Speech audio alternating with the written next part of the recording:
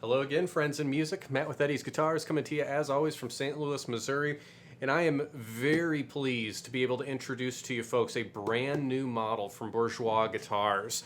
It's a little bit of a departure compared to what we're typically used to seeing from Bourgeois, but a very welcome departure. And I got to tell you, I love this new model that they developed. This is what is called the Generation Series OM guitar. This is a brand new series of guitars. Kind of specific specs. There's not a whole lot of options at all, but they make them in OMs as well as dreadnoughts currently. And there's some pretty neat features that are exclusive to these guitars. And we were lucky enough to get the first couple of them. And this is the first OM that's been off the production line with some really neat specifications and most importantly, a wonderful character and sound. And basically what we've got here, the top that you can see here is an absolutely beautiful age-tone or torrefied Sitka spruce. Very beautiful golden color. There's a tremendous amount of silking and medullary to this top. Otherwise a very nice tight straight grain. So really nice looking top. Just the body of the guitar is bound in a very traditional tortoiseshell binding. You can see a little bit of the maple and black purfling just on the top of the guitar there. Beautiful dark tortoiseshell pickguard as well. Back and sides of this guitar are a great looking set of Honduran mahogany. Again, very straight grain with some nice medullary in there, and very simple black back strip going right down the center of the back.